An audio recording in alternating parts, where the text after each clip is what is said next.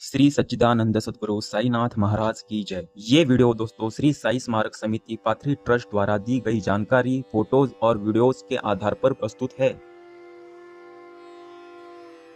शिरडी के साईं बाबा का पाथरी के जन्मस्थान मंदिर के निर्मिति के लिए घटी घटनाएं एवं सभी प्रसंगों का सत्य पे आधारित ये संकलन है। इस पाथरी के जन्मस्थान मंदिर का साईं बाबा के 81वीं पुण्यतिथि 19 अक्टूबर 1999 को भव्य उद्घाटन समारोह संपन्न हुआ। शिरडी के श्री साईं बाबा विश्व के एक बड़े आध्यात्मिक गुरु है। ये तथ्य नए सिरे से स्पष्ट करने की आवश्यकता नहीं है। इन विश्व प्रसिद्ध संत द्वारा दी गई सांसारिक भाईचारा और सर्वधर्म समभाव की भक्तों को दी गई प्रेरणा का आज के समय में बहुत महत्व है। श्री साईं बाबा ने पिछले शतक के आरंभिक वर्षों में भारत के गौरवशाली और आध्यात्मिक खजाने को और भी समृद्ध किया है। उन्होंने दिनांक 15 अक्टूबर 1918 को महासमाधि लेकर अपना अवतार कार्य समाप्त किया। मृत्यु लोक से मुक्त होकर ईश्वर में अपनी आत्मा विलीन करने के लिए उन्होंने विजयादशमी का चयन इसलिए किया ताकि आनंद और उत्साह के क्षणों में सभी को साथ में लेकर चलने का महत्व जन सामान्य समझ सके। महानिर्वाण के समय उनकी आयु 81 वर्ष के आसपास थी। विश्व के तमाम भक्तों के लिए बाबा सदैव जागृत है। मैं समाधिस्थ हूँ तो भी मेरी नजर सभी भक्तों पे है। इसका अनुभव सभी भक्तों को हमेशा होता है। तुम मेरी तरफ देखोगे तो मैं भी तुम्हारी तरफ देखूंगा। बाबा को समाधिस्थ हुए 100 वर्ष व्यतीत हो रहे हैं, फिर भी भक्त बाबा से कृपा दृष्टि की प्रार्थना करते हैं और बाबा उनके कार्य को सफल करने हेतु सदैव तत्पर है। सन 1910 में जी.आर. दाभोलकर नाम के व्यक्ति बाबा से मिलने मुंबई से शिरडी आए थे। शिरडी में देखे हुई अद्भुत घटनाओं को लिखने के लिए उन्होंने बाबा से आशीर्वाद मांगा था। साईं बाबा ने एक स्मित हास्य किया और कहा कि मैं स्वयं ही अपनी कथा लिखने वाला हूँ। श्री दाभोलकर केवल साधक होंगे।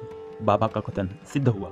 बाबा के आशीर्वाद थे, इसी कारण श्री साई चरित्र नामक महाकाव्य की निर्मिति श्री दाभोलकर द्वारा संभव हो सकी। साईं बाबा का जीवन और भक्तों की दी गई प्रेरणा का लेखन करते हुए मुझे किसी दैवीय शक्ति ने अत्यंत प्रभावित किया था, ऐसा श्री दाभोलकर ने खुद ही स्वीकार किया था। साईं बाबा के जीवित रहते और समाधि के बाद संकट के समय मदद का हाथ प्राप्त हुआ। ऐसी असंख्य घटनाएं हुई है। शिरडी स्थित खंडोबा मंदिर के पुजारी मालसापति को बाबा के दैवीय शक्ति का आभास हुआ। बाबा के शिरडी आगमन पर उन्होंने आओ साई कहकर बाबा का स्वागत किया। यही नाम आगे चलकर विश्वव्यापी हो गया। मालसापति साईं बाबा के अत्यंत समर्पित भक्त थे। इसी कारण बाबा ने अपने पूर्व जीवन के विषय में उनको जानकारी दी। बाबा ने मालसापति को बताया था उनका जन्म पाथरी गांव में एक ब्राह्मण परिवार में हुआ था। जब वे छोटे थे तब उनके माँ बाप ने एक सूफी फकीर को उनको सुपुर्द किया था। संभवतः ईश्वर की योजना के अनुसार ही ऐसा हुआ। श्री साई सच्चरित्र नाम के ग्रंथ में बाबा के विषय में ये टिप दी गई है। बाबा ने ही ये बात मालसापति को बताई थी। इस कारण किसी ने भी इस विषय में शंका नहीं की। इसी यात्रा का अगला पड़ाव बाबा का जन्म स्थान पाथरी है। अब हम पाथरी पहुंचने वाले हैं। महाराष्ट्र राज्य के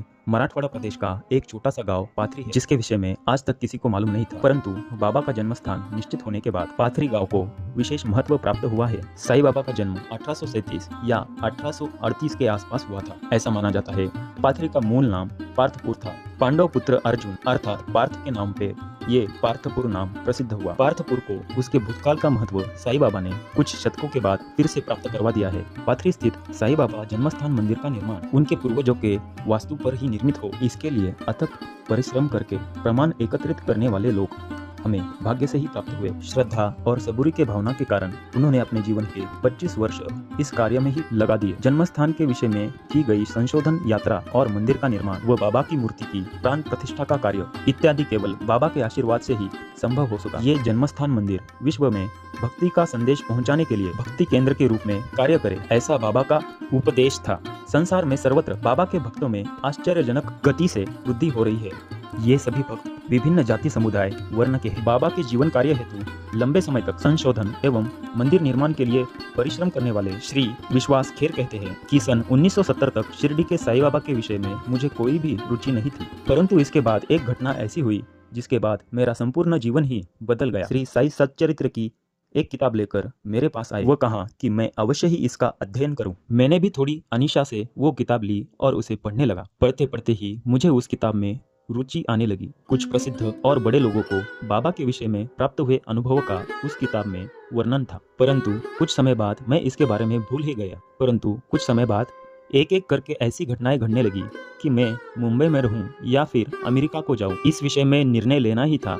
ऐसा ही कुछ विचार करके मैंने 5 रुपए का मनी ऑर्डर शिरडी संस्थान को भेजा। अब मेरे आश्चर्यचकित होने की बारी थी। मैंने जिस पद के लिए आवेदन पत्र भी नहीं दिया था, उसके साक्षात्कार के लिए मुझे बुलाया गया और मेरी नियुक्ति भी हो गई। मैं शिरडी चला गया और साईं बाबा के चरणों में माथा टेका। इसके पश्चात साईं बाबा के विषय में मराठी, अंग्रेजी, हिंदी जितने भी किताबें मिली मैं पढ़ने लगा। जैसे मैं किताबें पढ़ने लगा, उसके बाद साईं बाबा के विषय में और भी ज्यादा जानने की इच्छा मुझे होती गई। साईं बाबा को जिन व्यक्तियों ने प्रत्यक्ष देखा था, ऐसे व्यक्तियों से मुझे जानकारी प्राप्त करनी थी। शिरडी के संस्थान के कोर्ट रिसीवर से जाकर मैं मिला। कोर्ट रिसीवर ने कहा कि ऐसा एक ही व्यक्ति अभी जीवित है जो साईं बाबा से मिला है और उनका नाम स्वामी साई शरणानंद है। स्वामी साई शरणानंद ही एकमात्र जीवित व्यक्ति थे जो साईं बाबा के समकालीन भक्त थे। साईं बाबा उनको बाबू कहकर पुकारते थे। सन 1954 में शिरडी के साईं बाबा मंदिर में साईं बाबा मूर्ति की प्राण प्रतिष्ठा स्वामी साई शरणानंद ने अपने हाथों से की थी।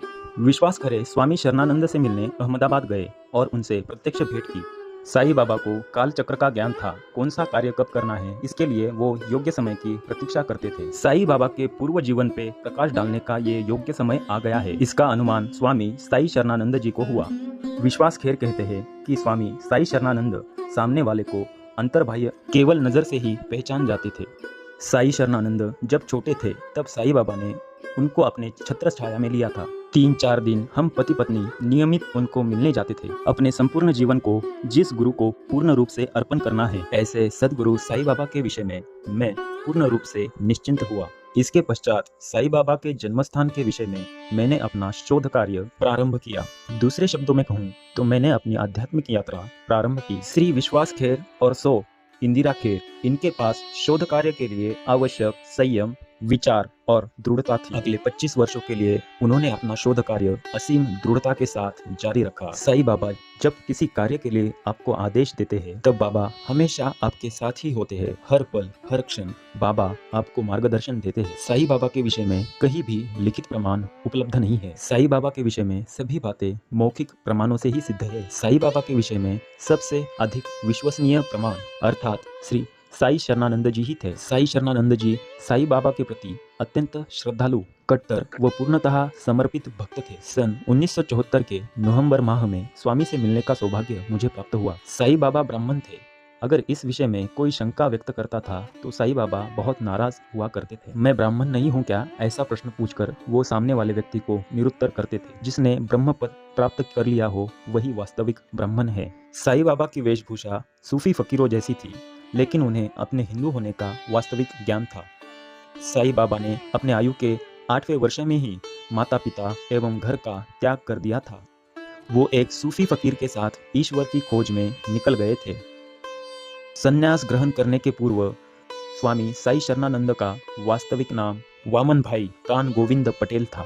दिसंबर 1911 में वो ईश्वर की खोज करने के लिए शिरडी के साईं बाबा से मिलने गए। वामन भाई जब 4-5 वर्ष के थे तब अत्यंत ही गंभीर रोग से ग्रसित थे। ऐसे समय एक सूफी फकीर उनके माता जी के सामने आया, बच्चे को आशीर्वाद दिया और कहा, ये बालक शीघ्र ही स्वस्थ हो जाएगा। वामन भाई गुजरात प्रदेश के खेड़ा जिले में शिक्षण प्राप्त कर रहे थे। जब वे विद्यालय जाते तो रास्ते में उन्हें एक फकीर हमेशा खड़ा दिखाई देता था। इसी फकीर से उनकी सोमनाथ के मंदिर में भेंट हुई थी। वामन भाई जब शिरडी गए तब विद्यालय के मार्ग में मिलने वाले फकीर को अपने सामने देखकर आश्चर्यचकित हो गए।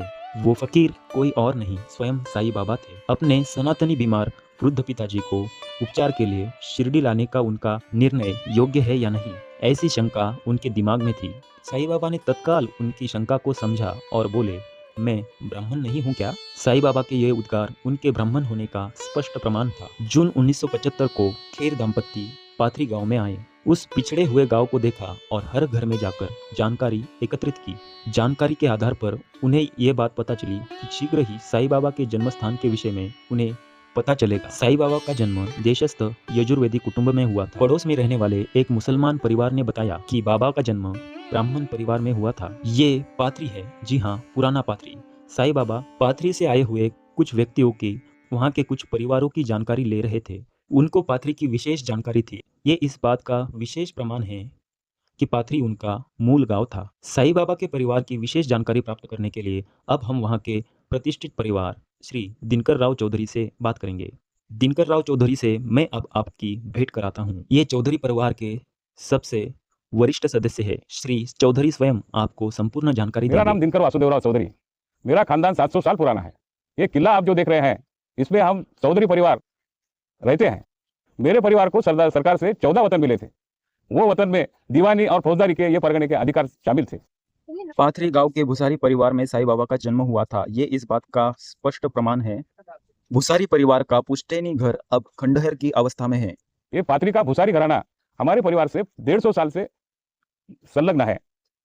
और भूसार बोले तो अनाज का व्यवहार करने वाला वो एक गांव में का परिवार रहा है। 100 साल पुराने की बात है। जब मैं छोटा था, मैं और मेरे पिताजी यही बैठक में बैठे थे और वहां से एक ब्राह्मण माधुकरी मांगने को गया तो मेरे पिताजी कहने लगे कि देखो ये साईं बाबा के वंशज, इनकी क्या हालत हो गई है।